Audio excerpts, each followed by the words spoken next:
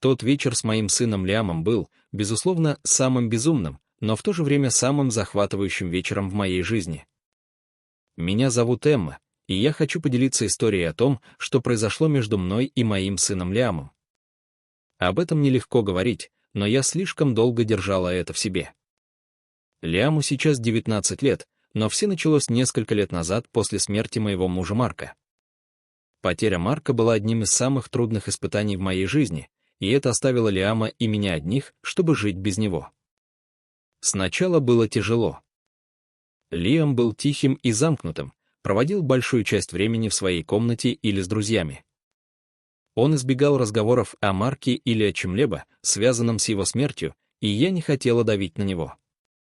Вместо этого я сосредоточилась на том, чтобы сделать наш дом как можно более теплым и уютным. Я готовила его любимые блюда, оставляла записки с ободряющими словами на его столе и старалась дать ему понять, что я рядом, если ему когда-нибудь понадобится поговорить. Но месяцами он оставался отстраненным. Затем однажды вечером он вошел на кухню, когда я убиралась после ужина. Его внезапное появление меня напугало, но я была рада его видеть. Он нечасто искал моего внимания. «Тебе нужна помощь, мам?» — спросил он мягким, но уверенным голосом. Я повернулась к нему, удивленная его предложением.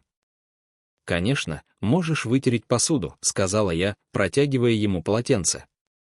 Мы некоторое время работали молча, и я не могла не почувствовать небольшое облегчение. Это был первый раз за долгое время, когда он добровольно провел со мной время. «Как сегодня в школе?» — спросила я, пытаясь завязать разговор. «Все хорошо», — ответил он, не поднимая глаз. Это было все. Я не стала настаивать. «Если захочешь поговорить, я здесь», — добавила я, мягко взглянув на него краем глаза. Он кивнул, но больше ничего не сказал. В течение следующих нескольких недель я начала замечать небольшие изменения. Лиам стал проводить со мной больше времени, сидя со мной в гостиной, пока я смотрела телевизор или помогая мне с мелкими делами по дому. Он даже начал откровенничать, рассказывая о своих занятиях и планах на колледж. Я почувствовала проблему, словно мы наконец-то возвращаемся к какой-то нормальной жизни. Но однажды вечером произошло нечто, что заставило меня усомниться во всем. Мы ужинали вместе. В тот вечер Лиам приготовил простое блюдо из пасты, рецепт которого он узнал от друга. Когда нам было 8, он посмотрел на меня и сказал: «Ты потрясающая мама». Я слегка рассмеялась, отмахнувшись от комплимента. «Спасибо, Лиам». «Это много значит», — сказала я, стараясь говорить легким тоном, но выражение его лица не изменилось. Он посмотрел на меня с такой интенсивностью, что у меня перевернулся желудок. «Что случилось?» — спросила я мягким, но осторожным голосом. «Ничего», — быстро ответил он, покачав головой. «Я просто хотел сказать спасибо за все». Я кивнула, не зная, как ответить. Момент был странным, но я сказала себе, что слишком много думаю. Он просто был добр, не так ли? Сумасшедшая ночь еще не наступила, но это определенно было ее началом, потому что после того вечера все начало меняться. Лиам стал чаще крутиться вокруг меня, находя поводы, чтобы сесть рядом со мной на диван или задержаться на кухне, пока я готовлю. «Сначала я думала, что это мило», — говорила я себе. Он просто пытался восстановить связь после всего времени, которое мы провели, переживая горе каждый по-своему. Но потом появились эти взгляды. Его глаза задерживались на мне дольше, чем следовало. Его комплименты стали чаще и личнее. «Ты сегодня очень хорошо выглядишь, мам», — сказал он однажды утром, когда я стояла у раковины и мыла посуду. «Спасибо, дорогая», — ответила я, стараясь говорить легким тоном. Но то, как он это сказал, то, как он на меня посмотрел, заставило меня почувствовать себя неловко. Однажды вечером мы сидели на диване и смотрели фильм. Лиам выбрал комедию, которую мы оба видели уже раз 12. На середине фильма я поняла, что он сидит ближе ко мне, чем обычно. Наши плечи почти соприкасались, и когда я слегка подвинулась, он не отодвинулся. «Ты всегда такая занятая», — внезапно сказал он, нарушив тишину. «Ты никогда не находишь времени для себя». Я слегка улыбнулась, застигнутая врасплох. Вот что делают мамы. Лиам. Всегда есть о чем позаботиться. Он покачал головой. Его взгляд был прикован ко мне. Ты слишком много делаешь. Ты заслуживаешь отдыха. От его слов у меня сжало сердце. Это мило с твоей стороны. Но я в порядке, правда? Ответила я. В ту ночь я не могла уснуть. Я лежала в постели, уставившись в потолок, и снова прокручивала этот момент в голове. Был ли это просто невинный жест, или я что-то себе представляла? Что происходило между нами? Я скоро это узнала. В последующие дни я заметила, что Лиам находил все больше поводов быть рядом со мной. Если я готовила, он заходил на кухню поговорить. Если я была в саду, он выходил на улицу. И садился со мной. Его комплименты продолжались. Каждый из них заставлял меня чувствовать себя все более неспокойно. Честно говоря, я заметила, что сама стала делать то же самое чаще. «Ты делаешь этот дом живым», — сказал он однажды днем, когда я складывала белье. Я замерла на мгновение, не зная, как ответить. «Спасибо, Лиам», — наконец сказала я, заставляя себя улыбнуться. Но в глубине души я не могла избавиться от ощущения, что что-то меняется и не так, как мне хотелось бы. Беспокойство становилось все сильнее. Я пыталась убедить себя, что мне все это кажется, что Лиам просто проявляет доброту. Может быть, даже пытается компенсировать расстояние между нами после смерти Марка. Но дело было не только в комплиментах, но и в том, как он вел себя рядом со мной, как он всегда, казалось, был рядом, наблюдал за мной, находил поводы быть рядом. И я еще не совсем понимала, почему я тоже так поступала с ним.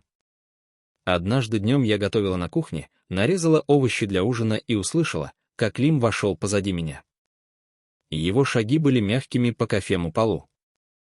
Я не обернулась, пытаясь сосредоточиться на работе, надеясь, что он просто возьмет что-нибудь перекусить и уйдет. «Тебе нужна помощь, мам?» — спросил он.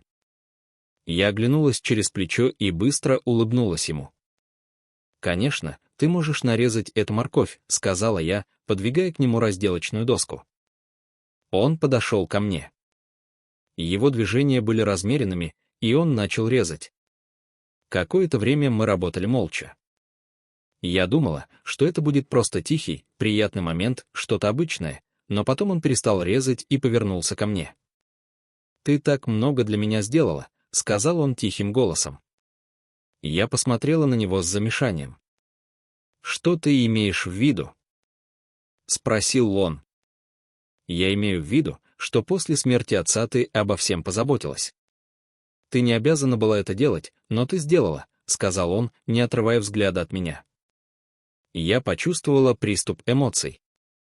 Конечно, я это сделала. «Лиам, ты мой сын, и я люблю тебя», — сказала я, стараясь говорить ровным тоном. Он кивнул, но его взгляд не дрогнул. «Просто я, кажется, никогда не благодарила тебя за все это». «Тебе не нужно благодарить меня», — быстро сказала я, возвращаясь к плите. Так поступают мамы. Он ничего не ответил, но я чувствовала, как он смотрит на меня. Момент был слишком тяжелым, слишком напряженным, и я больше всего на свете хотела, чтобы он наконец закончился. Он взял нож и снова начал резать. И я с облегчением вздохнула. После ужина тем вечером я сидела на диване с книгой, надеясь погрузиться в ее страницы. Лиам вошел в гостиную и сел рядом со мной, не на своем обычном месте на другом конце дивана, а прямо рядом со мной. «Что ты читаешь?» — спросил он, наклоняясь ближе, чтобы рассмотреть обложку. «Просто роман», — сказала я, показывая ему обложку. «Ничего особенного». «Можно я почитаю с тобой?» — спросил он. Этот вопрос застал меня врасплох. Лим не проявлял особого интереса к чтению с детства, и я не помнила, когда мы в последний раз что-то читали вместе. Вот так.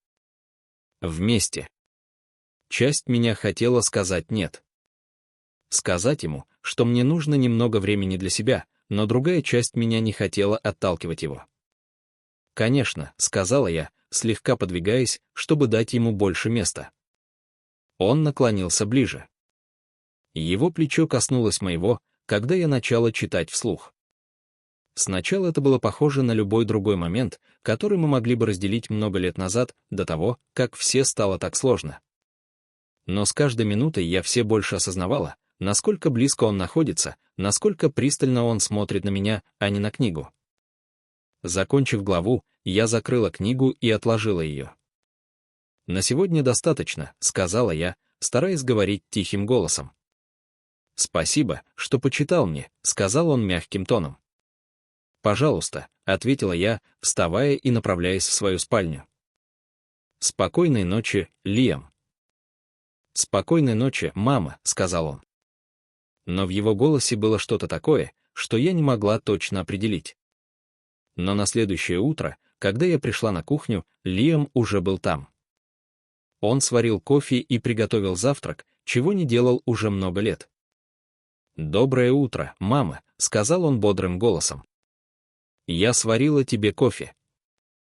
«Спасибо, Лим», — осторожно сказала я, садясь за стол. Он сел напротив меня, наблюдая, как я делаю глоток. «Ты так много работаешь», — вдруг сказал он. «Ты тоже заслуживаешь заботы». Я тяжело сглотнула, не зная, как ответить. «Это очень мило с твоей стороны», — наконец сказала я, «но тебе не обязательно делать все это для меня». «Я хочу», — твердо сказал он. После завтрака я ушла в сад, надеясь проветрить голову. Воздух был прохладным, и меня окружал аромат цветущих цветов. Я села на скамейку, глядя на аккуратно подстриженные живые изгороди, пытаясь понять все, что я не понимала. Я уже не знала, сколько времени просидела там, когда услышала шаги за спиной. Я обернулась и увидела Лиама, идущего ко мне с руками в карманах. «Можно я сяду с тобой?» — спросил он. «Конечно», — ответила я, хотя часть меня хотела сказать «нет». Он сел рядом со мной, оставив небольшое расстояние между нами. Некоторое время мы молчали. Единственные звуки доносились от шелеста листьев и далекого пения птиц.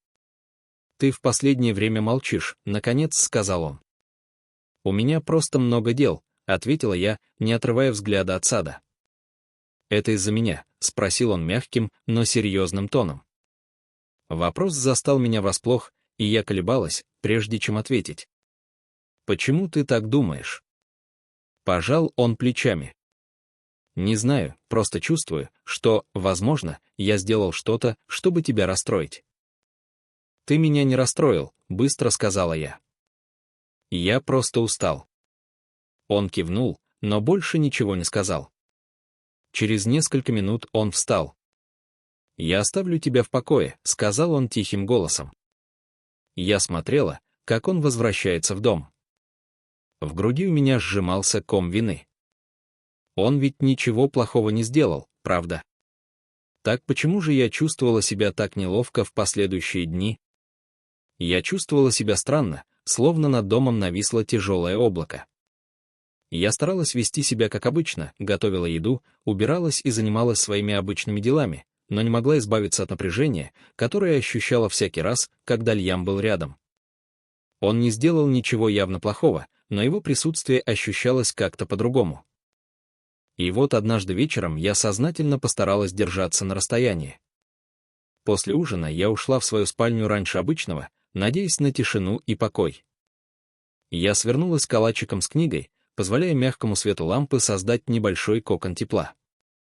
Это было похоже на редкую передышку от тревожной динамики, которая начала развиваться. Я чувствовала напряжение и волнение, думая. Лиами и впервые осознала это. Это застало меня врасплох, потому что я не могла смириться с тем, что Лиам мой собственный сын. Но как только я начала расслабляться, раздался тихий стук в дверь. «Мама!» Голос Лиама был тихим, почти нерешительным. Я немного помедлила, прежде чем ответить: «Да, можно войти». Я взглянула на часы. Было поздно, намного позже того времени, когда Лиам обычно ложился спать. «Что-то не так?» — спросила я, слегка приподнявшись. «Я просто хотела поговорить», — сказал он. Я вздохнула, отложив книгу. «Входи».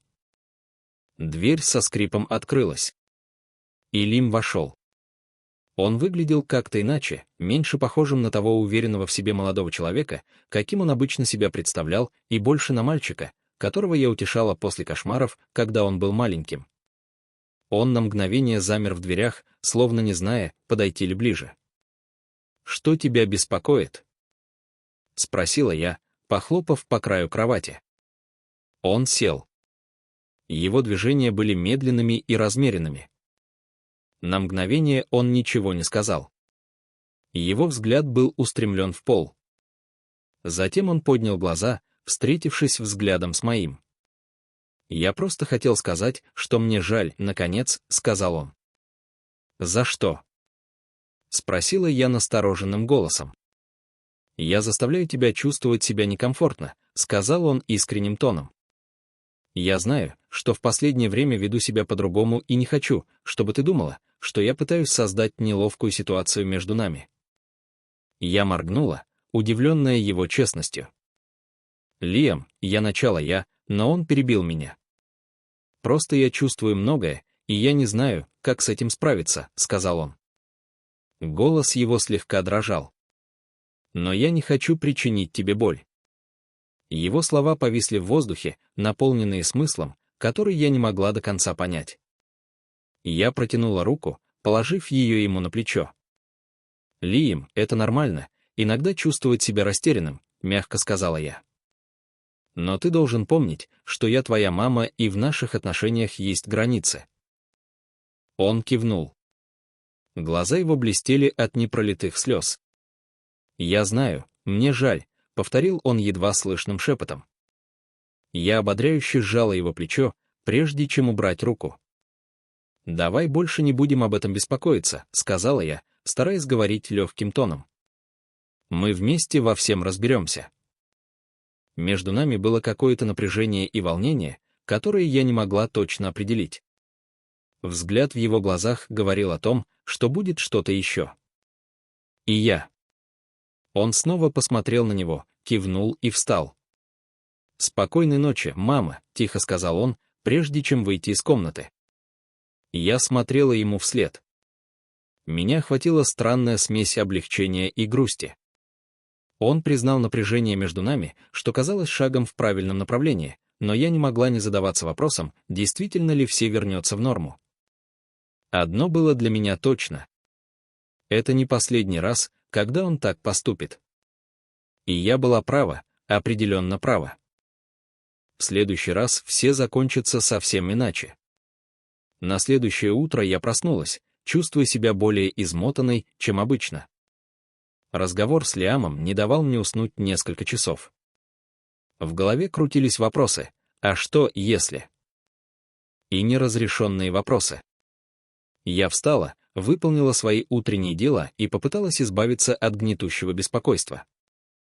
Лиам казался другим в тот день, тише, сдержаннее. Он держался особняком, проводя большую часть дня в своей комнате. Часть меня хотела проверить, все ли с ним в порядке. Но другая часть меня чувствовала, что мне нужно дать ему пространство. Вечером, когда я складывала белье в гостиной, вошел Лим и сел. Диван молча наблюдал за мной, пока я работала. Тишина между нами казалась тяжелой, и я изо всех сил пыталась придумать, что сказать. «Ты сегодня молчал», — наконец сказала я, взглянув на него. Он пожал плечами. «Просто думал о чем-нибудь конкретном». Спросила я, стараясь говорить непринужденно о нас. Он ответил, его голос был едва слышен. Я замерла на мгновение. Тяжесть его слов дошла до меня. «Что ты имеешь в виду?» «Осторожно», — спросила я. Он замялся. Его глаза встретились с моими. «Я знаю, что в последнее время все было странно, и я не хочу, чтобы так продолжалось», — сказал он. Я медленно кивнула, не зная, как ответить. «Я тоже этого не хочу», — наконец сказала я, «но нам нужно понять, как двигаться дальше». Он кивнул, слабо улыбнувшись. «Мы пойдем», — сказал он. На мгновение я почувствовала проблему. Может быть, все наладятся. Может быть, мы сможем преодолеть это и найти способ восстановить наши отношения. Но в глубине души я не могла избавиться от ощущения, что мы стоим на краю чего-то, чего я не до конца понимала. Или, может быть, и я понимала это, но не хотела принимать. Тихая тревога, которая окутала меня, дом никуда не исчезал. Лиам пытался вести себя как обычно, но я видела борьбу в его глазах, как он колебался, прежде чем заговорить или слишком долго задерживался, когда мы пересекались. Мне хотелось верить, что его извинения положили конец всему, но в глубине души я знала, что это не так просто. И вот однажды вечером, когда я лежала в постели, листая телефон в попытке расслабиться, это случилось снова. Было поздно, и в доме было тихо. Нарушалось лишь тихое позвякивание потолочного вентилятора надо мной. Я только начала засыпать, когда услышала слабый стук в дверь моей спальни. «Мама!» Голос Лиама был мягким, почти нерешительным. Я села, сердце сжалось. «Да, можно войти?» — спросил он. Я взглянула на часы. Было уже далеко за полночь. «Лиам, поздно», — сказала я, стараясь говорить твердым тоном. «Что случилось?» Послышалась пауза, прежде чем он ответил, мне просто нужно поговорить с тобой». Что-то в его голосе заставило меня засомневаться. Я глубоко вздохнула, а затем «Хорошо, заходи», — сказала она. Дверь со скрипом открылась. И Лим вошел. Он выглядел неуверенно, руки засунул в карманы, и он задержался у дверного проема. «Что случилось, Лиам?» — спросила я, стараясь говорить ровным голосом. Он замялся. Его взгляд метался между мной и полом. «Я много думал о том, что сказал позавчера вечером», — начал он тихим голосом. «И я чувствую, что мне нужно быть с тобой честным». Моя грудь сжалась. «Честным о чем?» «Осторожно», — спросила я. Он подошел ближе и сел на край кровати. «О том, что я чувствую», — сказал он. Его голос слегка дрожал. «Я знаю, что это неправильно, и я пытался игнорировать это, но я не могу перестать думать о тебе, мама». У меня перехватило дыхание. Я смотрела на него. Мысли метались. «Лиам, ты не можешь». Начала я, но он перебил меня. «Я знаю», — быстро сказал он. Его голос был полон отчаяния. «Я знаю, что это неправильно, но я ничего не могу с этим поделать. Ты была для меня всем с тех пор, как умер папа. Ты добрая и сильная, и ты так много для меня сделала. Я не знаю, как перестать чувствовать это». Его слова поразили меня, словно физический удар. Я застыла на месте, не в силах пошевелиться или заговорить, пока его признание висело в воздухе. «Лиам, ты мой сын», — наконец сказала я дрожащим голосом. «Я люблю тебя, но не так. Это должно прекратиться». «Я знаю», — прошептал он. Слезы навернулись на глаза. Мне нужно было тебе сказать». Я протянула руку, положив ее ему на плечо. «Лиам, то, что ты чувствуешь, результат всего, через что мы прошли. Это нереально. Ты молод и растерян, но это неправильно. Нам нужно вместе это преодолеть». Он кивнул, опустив плечи. «Прости», — тихо сказал он. «Я не хотел тебя обидеть». «Я знаю», — сказала я, мое сердце разрывалось при виде его. «Но мы не можем позволить этому продолжаться. Ты хороший человек, Лиам, и ты это переживешь». Он вытер глаза, медленно поднимаясь. «Спокойной ночи, мама», — сказал он едва слышным голосом. «Спокойной ночи», — ответила я, наблюдая, как он выходит из комнаты и закрывает за собой дверь. Как только он ушел, я заперла дверь и села на кровать. Мои руки дрожали.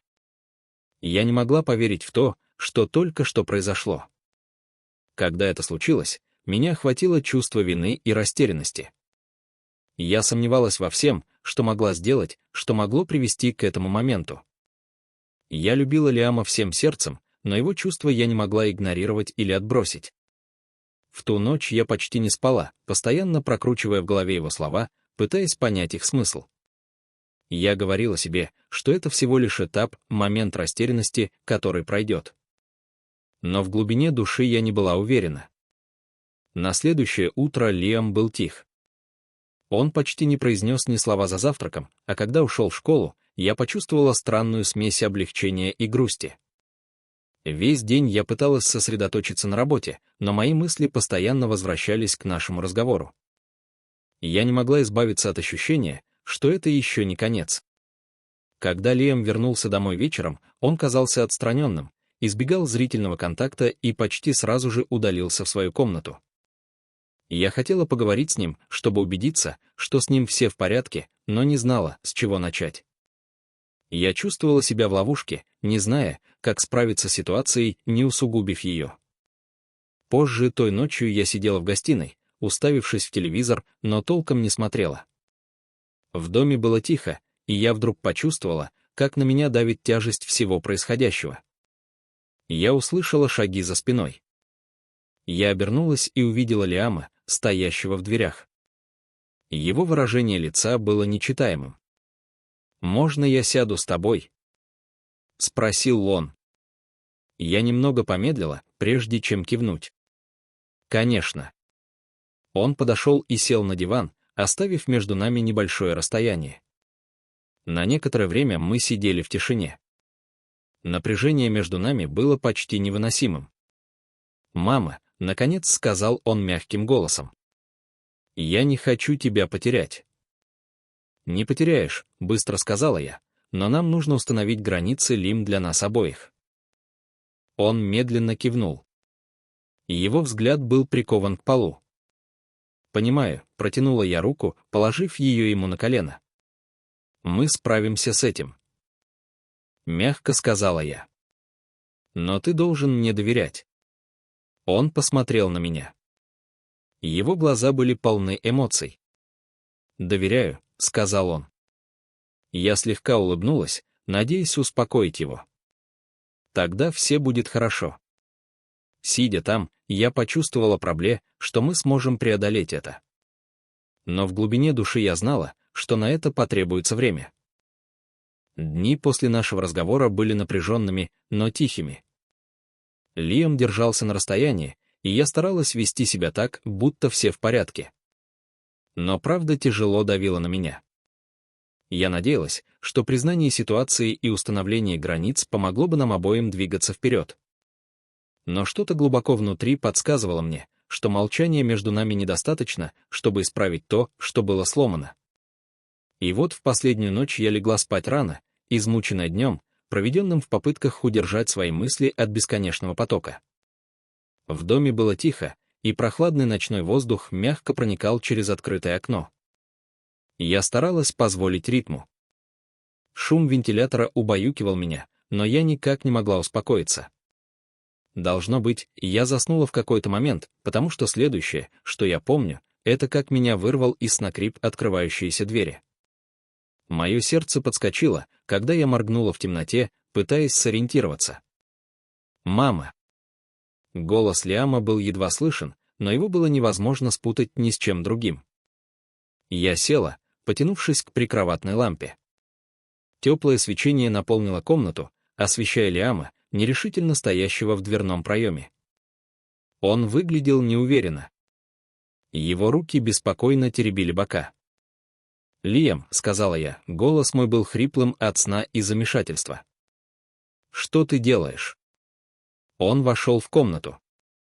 Его движения были медленными и размеренными. «Я не мог уснуть», — тихо сказал он. просто мне нужно было тебя увидеть. Моя грудь сжалась, когда я попыталась успокоить дыхание. «Уже поздно», — сказала я более твердым голосом. «Теперь тебе нужно вернуться в постель». «Я знаю», — сказал он. Его глаза встретились с моими, но я не могла перестать думать обо всем. Я свесила ноги с края кровати и села. «Лиам, я тоже думала о тебе, но мы говорили, а я мягко сказала, я люблю тебя, но об этом мы больше не можем говорить». Он сделал еще один шаг вперед. В его выражении лица смешались решимость и уязвимость. «Я знаю, это неправильно, но я ничего не могу поделать со своими чувствами», — сказал он дрожащим голосом. «Ты единственный, кто когда-либо был рядом со мной. Ты всегда заботился обо мне так, как никто другой». У меня перехватило дыхание, когда я пыталась подобрать нужное слово. «Лем, я забочусь о тебе, потому что я твоя мама», — твердо сказала я. «Это моя работа, но то, как ты себя чувствуешь, не здорово». «Это неправильно». Он постоял так мгновение. Его плечи опустились, когда тяжесть моих слов легла на него. «Прости», — тихо сказал он, слезы блестели в его глазах. «Я просто не знала, как еще тебе сказать». Мое сердце разбилось при виде его, но я заставила себя сохранять спокойствие. «Это нормально чувствовать себя растерянным, Лим», — сказала я. «Но с этим тебе нужно разобраться, и я помогу тебе, как твоя мама, но только как твоя мама». Слова казались неуместными, потому что я определенно хотела чего-то другого. И я видела разочарование в его глазах, заставило меня пожалеть о своем выборе. Он медленно кивнул, опустив взгляд на пол. «Я не хочу тебя потерять», — сказал он. Едва слышно. «Не потеряешь», — заверила я его. «Но мы должны двигаться вперед, Лиам, за нас обоих». И когда я произнесла эти слова, что-то мне внезапно изменилось. Я спросила себя, что я делаю? Почему я не могу просто помочь своему сыну во всем, чего он хочет? Он мой сын. Мне было больно видеть, как мои слова разочаровали его, и я больше не хотела этого. К тому же мне нравилась идея того, чего он хотел. Возможно, потому что я тоже очень скучала по Марку. И вот после секунды молчания я сказала: «Знаешь что? Иди сюда, дорогой». Я пригласила его сесть рядом со мной. Он подошел ко мне, и я увидела, как он снова открылся. «Посмотри мне в глаза», — сказала я, наклоняясь к нему. Он тоже наклонился ко мне. И тут это случилось. Мы поцеловались, как будто взорвалась бомба напряжения. Это было так хорошо, что я позаботилась о том, чтобы поцелуй стал глубже. Через минуту или две он отстранился и перестал целоваться. Дело было не в том, что он сомневался или что-то в этом роде, а в том, что он начал хватать меня в таких местах, где раньше меня хватал только Марк. Как вы, наверное, уже поняли, мы зашли еще дальше. Надеюсь, теперь вы понимаете, почему я сказала, что это была самая безумная, но в то же время самая захватывающая ночь в моей жизни. Это было потрясающе. После того, как он закончил, наступила долгая-долгая тишина. «Ты в порядке?» — спросил он. «Да, дорогая», — ответила я.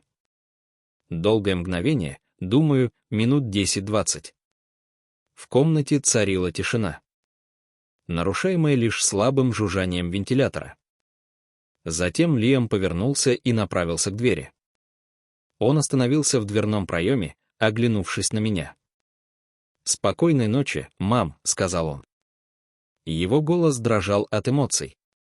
«Спокойной ночи, Лиам», — ответила я, сердце сжималось от боли, когда я смотрела, как он уходит.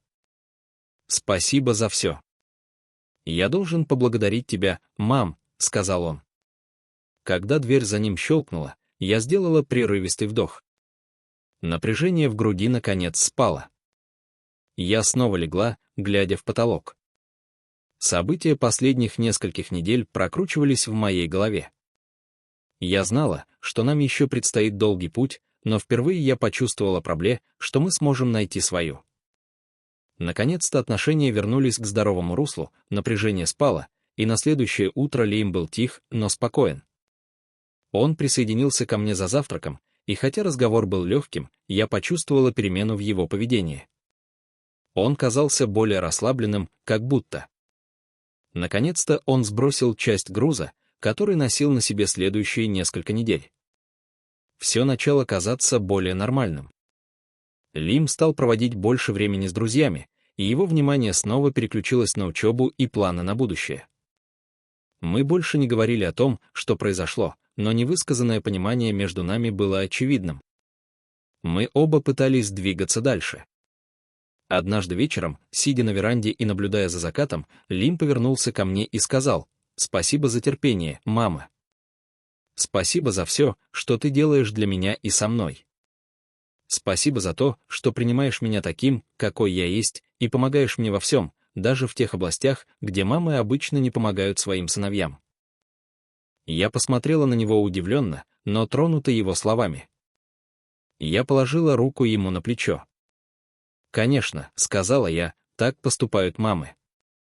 Он улыбнулся, и впервые за, казалось, целую вечность улыбка показалась мне искренней. В тот момент я поняла, что у нас все будет хорошо. Я до сих пор не уверена в том, что сделала с тех пор, как это случилось. Это случалось еще несколько раз. И, кроме того, мне это тоже нравится. Я знаю, что очень помогаю Лиаму. Может быть, просто потому, что мы оба хотим компенсировать потерю Марка. Или, может быть, дело в чем-то другом, я не знаю. Мне нужно было рассказать эту историю кому-то, чтобы узнать мнение других людей. Стоит ли мне прекратить это делать с Лиамом, или это даже более нормально, чем я думаю? Что вы думаете по этому поводу? Пожалуйста, поделитесь своим мнением в комментариях. Это мне очень поможет. Спасть.